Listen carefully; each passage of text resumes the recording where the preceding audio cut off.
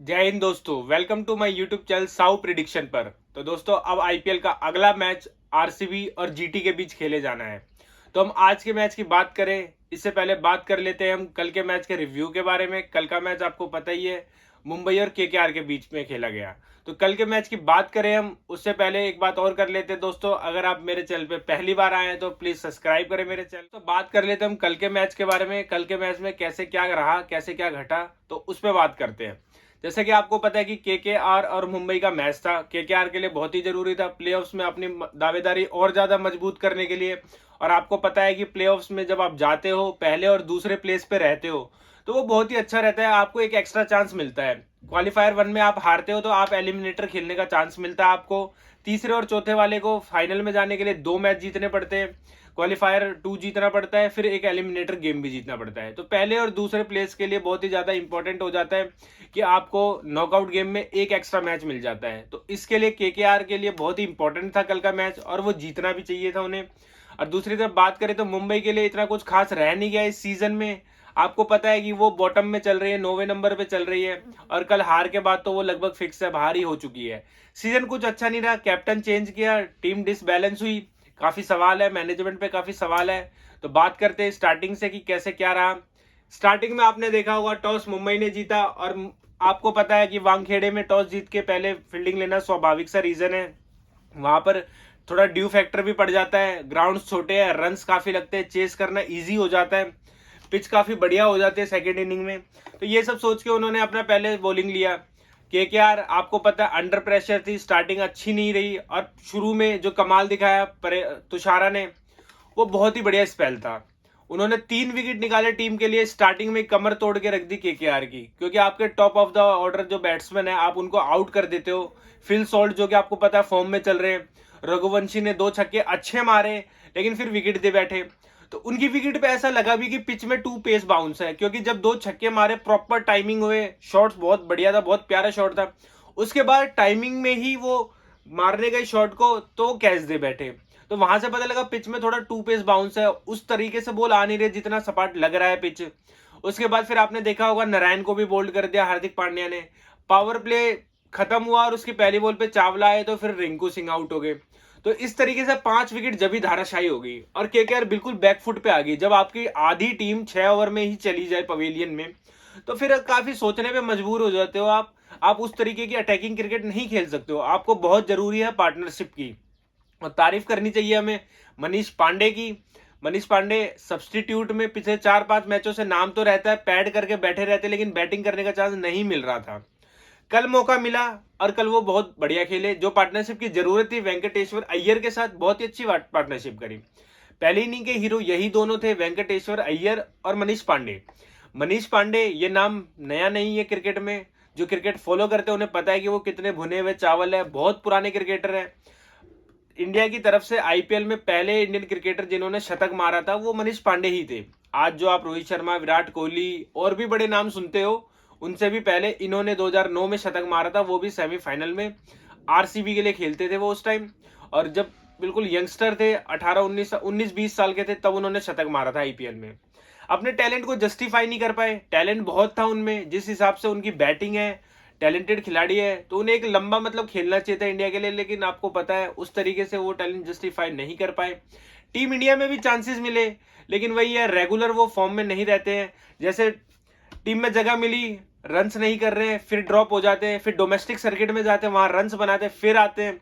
लेकिन international cricket में वो कंसिस्टेंसी जो चाहिए होती है, वो अपनी फॉर्म के साथ वो नहीं दिखा पाते।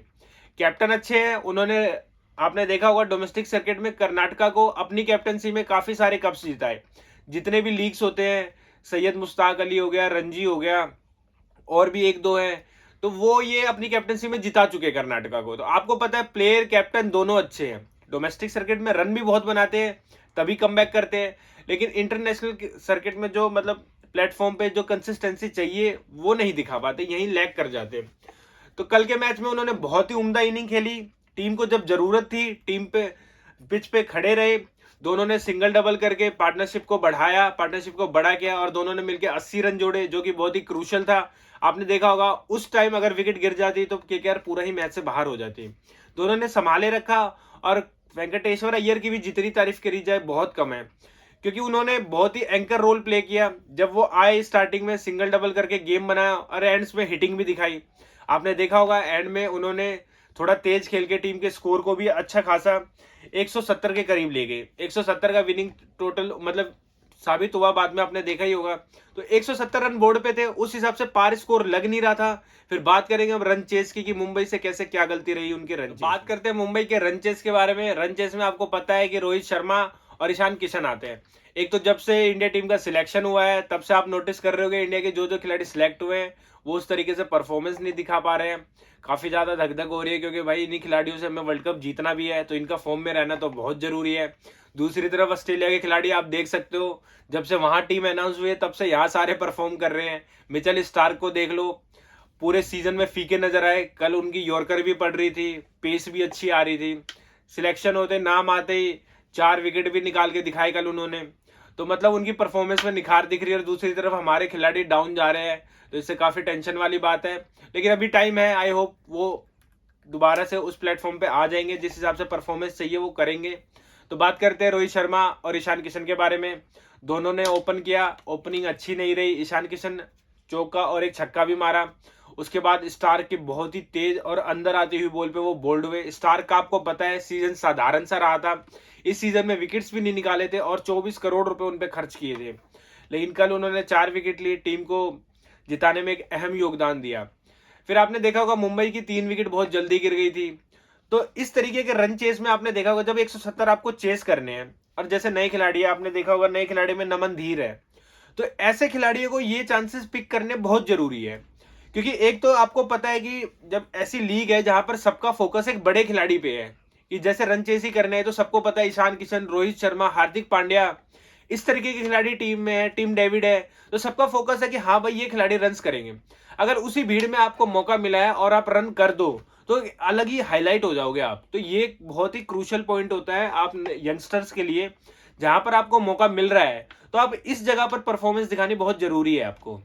जहां टीम विकेट्स गिरा रही है, टीम हारने की ओर जा रही है, वहां पर आप एक एंड पे रुक के टीम को जिताओ या लंबी इनिंग खेलो, तो आप हाईलाइट हो गए। आपके करियर के लिए भी अच्छा है, आपके गेम के लिए भी अच्छा है, आपको मोटिवेशन मिलेगा और आने वाले मैचेस के लिए आप और अच्छा परफॉर्म करोगे। एक इनिंग की जरूरत होती है जहां पर आप अच्छा खेल जाओ तो आपके करियर का ग्राफ बहुत ही ऊपर चला जाता है। जैसे कि एग्जांपल आपके सामने रिंकू सिंह है। रिंकू सिंह पिछले 4-5 साल से खेल रहे थे केकेआर के लिए, कभी परफॉर्मेंस नहीं दी, लेकिन स्टिल उनमें बिलीव रखा केकेआर ने। फिर उन्होंने यश दयाल को 5 छक्के मारे और आज उनके करियर का ग्राफ आप देख सकते हो। इंडिया भी खेल लिए, आज उनके सिलेक्शन ना होने पे सवाल है कि वो 15 में क्यों नहीं है। इस तरीके के सवाल है। जितने क्रिकेट एक्सपर्ट्स हैं वो बात कर रहे हैं कि आप पिछले 2-3 साल से उन्हें एज अ फिनिशर टीम में खिला रहे हो। जब भी मैचेस होते हैं, टूर होते हैं, तो आपने 5वें 6ठे पे उनको रखा है, उनको खिलाया है। और जब सिलेक्शन की बारी आई है T20 वर्ल्ड कप में, तो आपने उन्हें 15 में से बाहर कर दिया। रिजर्व में जा रहे हैं, लेकिन रिजर्व में आपको पता है जब कोई चोटिल होगा तब वो इन होंगे बंदे, तब तक वो टीम में नहीं है। तो इस तरीके की बात हो रही है। क्यों हो रही है? क्योंकि उन्होंने परफॉर्मेंस दिखाया है। तो नए खिलाड़ियों के लिए मैं यही कहूंगा कि ये ऐसे मौके होते हैं जहां आपको पिक करना पड़ेगा, क्योंकि आजकल इतनी भीड़ हो चुकी है जहां पर चांसेस बहुत कम है। नमन धीर से उम्मीद थी, शॉट्स खेलना जानते हैं, अच्छे रन बना सकते थे, मौका गंवाया उन्होंने। फिर तारीफ करनी चाहिए हमें केकेआर के बॉलर की, क्योंकि आपको पता है सपाट विकेट पे विकेट्स निकालना बहुत मुश्किल है। वरुण चक्रवर्ती ने बहुत अच्छी बॉलिंग करी, शुरू में 3 विकेट लिए उन्होंने और 3 विकेट लेके केकेआर को गेम में लेके आए। फिर सुनील नारायण ने 2 विकेट लिए। तो इस तरीके से सबने कंट्रीब्यूट किया बॉलिंग में। आपने देखा ही होगा कि वरुण चक्रवर्ती ने विकेट ली, नारायण ने विकेट ली, फिर रसल ने बाद में विकेट ली। रसल बहुत ही बढ़िया है, आपने देखा होगा एज ऑलराउंडर। अगर आप देखोगे, अगर बैटिंग में नहीं भी चलते तो बॉलिंग में आपको विकेट दिला देते हैं, ये एक बहुत बढ़िया बात है। और फिर सूर्य कुमार यादव, सिर्फ सूर्य कुमार यादव ने ही रन्स किए मुंबई के लिए। समझदारी से खेल रहे थे, स्टार्टिंग में बिल्कुल जोखिम नहीं लिया। जब एक एंड से विकेट जा रही थी तो दूसरे एंड से खड़े थे, शांत स्वभाव से देख रहे थे, बस रिस्क नहीं ले रहे थे। सिंगल डबल करके स्ट्राइक रोटेट कर रहे थे, जो कि बहुत ही बढ़िया बात थी। अपनी बैटिंग पे उन्हें ट्रस्ट था कि वो गेम को निकाल लेंगे। जब बाद में रिक्वायर्ड रन रेट बढ़ने लगी तो फिर 1-2 ओवर आपने देखा भी होगा 20 रन के भी निकाल लिए, तो गेम सेटल सी नजर आ रही थी। उस टाइम ऐसा लग रहा था कि केकेआर मतलब ऐसा नहीं कि हावी है, मुंबई पूरी गेम में है। 30 बॉल में 50 रन कोई ज्यादा बड़ी बात नहीं है। क्यों? क्योंकि सिर्फ सूर्य कुमार यादव क्रीज पे थे और एक एंड से जब बॉलर को पिक करके रन निकाल रहे थे, ये बहुत बढ़िया बात थी। जब आप क्रीज पे हो तो आपको पता होना चाहिए कि कितने रन चाहिए, क्या कैलकुलेशन है, किस बॉलर को पिक करना है, कैसे हिट करना है। तो ये गेम अवेयरनेस बहुत जरूरी है और सूर्य कुमार यादव वो दिखा रहे थे। फिर अनलकी डिसमिसल था, आपने देखा होगा जिस शॉट पे उन्होंने बहुत सारे रन्स बने हैं, कल वो उस शॉट पे आउट हो गए। फिर टिम डेविड पे पूरा भरोसा था, टिम डेविड भी कैच दे बैठे। तो इस तरीके से मुंबई लैग कर गई पार्टनरशिप में, जहां पर एक दो पार्टनरशिप और बिल्ड होती, थोड़ी थोड़ी 30-40 रन की भी होती, तो मैच इजी तरीके से निकाल लेते वो लोग। और जिस टाइम पे विकेट नहीं देनी थी उस टाइम पे विकेट गिर गई। हार्दिक पांड्या का डिसमिसल सॉफ्ट डिसमिसल था, पहले ही बैट का फेस आपने देखा होगा, मोड़ लिया था उन्होंने, कैच आउट हो गए। तो इस तरीके से मुंबई हार गई कल का मैच, और कल का मैच हारने की वजह से टीम ऑल आउट हो गई थी, आपने देखा ही होगा, पूरे ओवर भी नहीं खेल पाई और टीम फिर लगभग बाहर हो गई है इस सीजन में। तो मुंबई मतलब बाहर हो चुकी है। इस अब अगले सीजन में उन्हें सोचना पड़ेगा टीम क्या रखेंगे, कैसे रखेंगे, कैप्टन के बारे में सोचना पड़ेगा। इस सीजन के लिए अलविदा उनको। और केकेआर की बात करें तो केकेआर बहुत अच्छी क्रिकेट खेल रही है, पहले और दूसरे नंबर के प्लेस के लिए राजस्थान केकेआर में अच्छी खासी जंग चल रही है। और पहले दूसरे का मैंने आपको बताया इंपॉर्टेंस क्या रहता है। तो बहुत बढ़िया क्रिकेट खेली है केकेआर ने इस सीजन में। अब बात करेंगे आज के मैच के बारे में। आज का मैच आरसीबी का जीटी के साथ खेला जाएगा। दोनों ही बॉटम में चल रही है। आरसीबी का सीजन तो बिल्कुल ही अच्छा नहीं रहा, 10वें नंबर पे, और जीटी मेरे ख्याल से छठे 7वें पे है, शायद 7वें पे ऐसे ही है पॉइंट टेबल में, एक बार देख लेंगे हम। उनका भी सीजन कोई खास नहीं रहा, 4 ही मैच जीते। अगर आज वो बाई चांस हारते हैं तो वो भी मेरे ख्याल से अब बाहर हो जाएंगे। इस टाइम ऐसा चल रहा है कि नॉकआउट गेम चल रहा है नीचे वाले टीमों के लिए, अगर आप हारते हो तो लगभग आप बाहर जा रहे हो। तो आज का मैच जीतना जरूरी है। अगर कुछ उम्मीदें अपने प्लेऑफ्स के लिए बचा के रखना चाहते हो तो ये मैच बहुत इंपॉर्टेंट है जीटी के लिए। तो फिर दोस्तों अब बात करेंगे हम अपनी फैंटेसी टीम के बारे में कि आज के हमारी फैंटेसी टीम में कौन से खिलाड़ी रहने वाले। तो अब देख लेते हैं हमारी फैंटेसी टीम में आज कौन से 11 खिलाड़ी रहने वाले। स्क्रीन पे आप देख सकते हो विकेट कीपर सेक्शन से दिनेश कार्तिक और रिद्धिमान साहा मेरे पास ऑप्शन है। दिनेश कार्तिक का सीजन अच्छा रहा है कह सकते हो, क्योंकि एज अ फिनिशर खेले, जब जब मौके मिले तब तब रन्स किए उन्होंने। टीम अच्छा नहीं कर पाई है लेकिन कुछ खिलाड़ियों ने तो परफॉर्मेंस अच्छी दिखाई है। और रिद्धिमान साहा का सीजन तो बिल्कुल ही साधारण गया है, नहीं कर पाए वो बैटिंग। अगर अच्छी बैटिंग करते तो आज टीम की पोजीशन भी बढ़िया रहती। तो दिनेश कार्तिक को मौके उतने मिले नहीं है। साहा ऊपर खेलते हैं, उन्हें पूरे चांस मिलते हैं। साहा को हम अपनी टीम में रख रहे हैं। साहा की कैपेबिलिटी आपको पता है, शतक भी कर चुके हैं आईपीएल में। खेलते तो तेज है लेकिन लंबी इनिंग नहीं खेल पा रहे हैं। एक इनिंग की जरूरत है जहां से वो जीटी को कमबैक करा सके। तो साहा को हम अपनी टीम में रख रहे हैं। फिर बैटिंग सेक्शन से आ जाते हैं। तो इस सीजन में गिल से बहुत उम्मीदें थी। गिल का खैर रिजर्व में गए हैं, सिलेक्शन नहीं हुई है 15 में।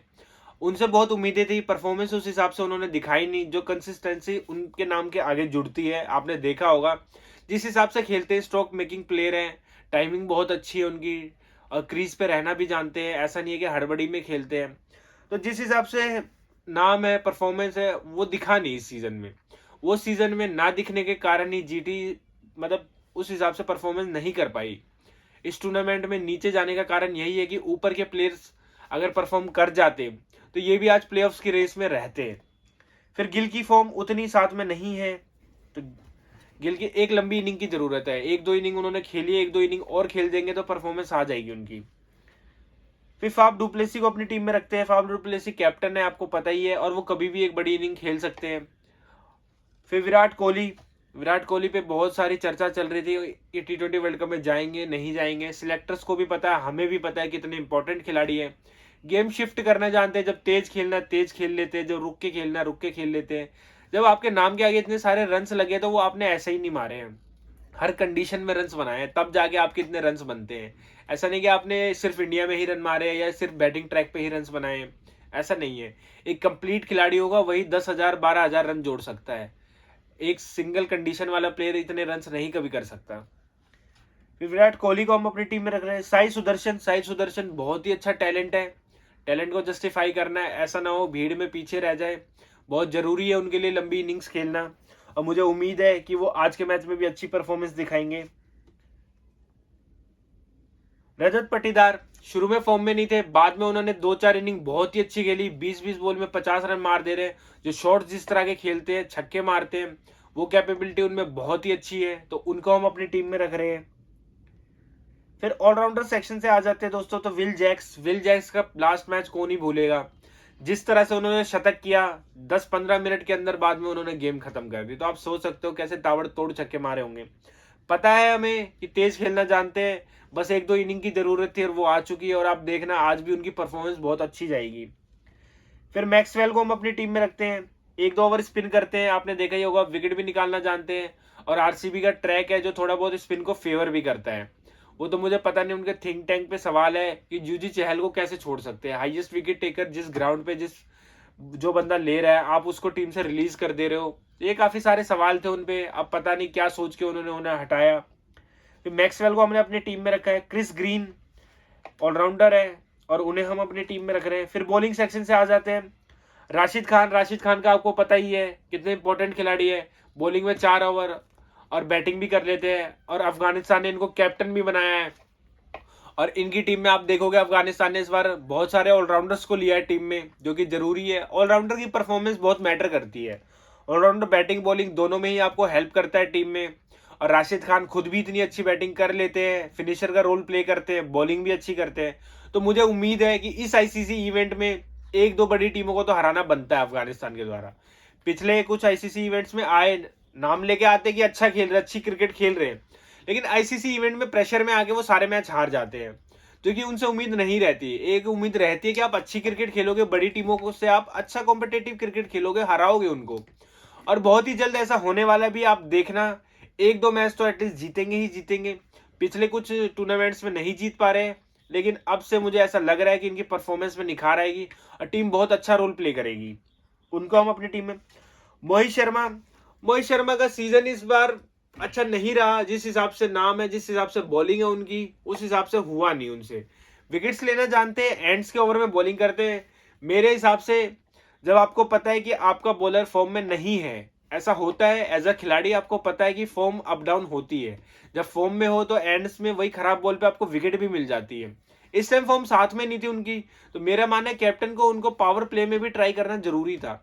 सिर्फ एंड के ओवर पे डिपेंड नहीं रहना था। एंड्स के ओवर के लिए किसी और को तैयार करते, इनको पावर प्ले में लाते, थोड़ा रिस्क लेते बंदे, इनको विकेट्स मिलती तो इनको थोड़ा मतलब कॉन्फिडेंस आता, एक फॉर्म वापस आती, लेकिन वो नहीं हुआ। तो हम इनको अपनी टीम में ले रहे हैं। ये अब दोस्तों खिलाड़ी स्क्रीन पे आप देख सकते हो। विराट कोहली को मैं आज वाइस कैप्टन बना रहा हूँ अपनी टीम में। और विल जैक्स की फॉर्म को देखते हुए मुझे लग रहा है आज भी परफॉर्मेंस उनकी अच्छी रहेगी, तो कैप्टन बना रहा हूँ मैं उनको। जैसा कि आप स्क्रीन पे देख सकते हो मेरी फाइनल टीम। विकेट कीपर से मैंने साहा को लिया है, बैटिंग से कोहली को वाइस कैप्टन भी बनाया है। अब मेरे को लगता है कि बेंगलोर में उनके रन्स तो है ही, और आज की परफॉर्मेंस भी अच्छी रहेगी।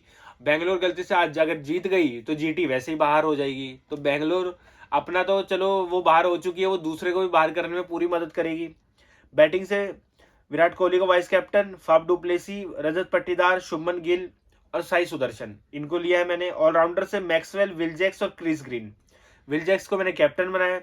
बॉलिंग से मोहित शर्मा और राशिद खान। तो ये है मेरे दोस्तों फाइनल टीम। अगर टॉस के बाद कोई चेंजेस होते हैं तो चेंजेस आपको टेलीग्राम चैनल पे अपडेट मिल जाएगा। टेलीग्राम चैनल का लिंक मेरे डिस्क्रिप्शन में आपको दिख जाएगा। तो दोस्तों अगर ये वीडियो आपको अच्छी लगी हो तो प्लीज़ लाइक करना। मेरे चैनल पे पहली बार आए तो प्लीज़ सब्सक्राइब करना। Thanks for watching guys.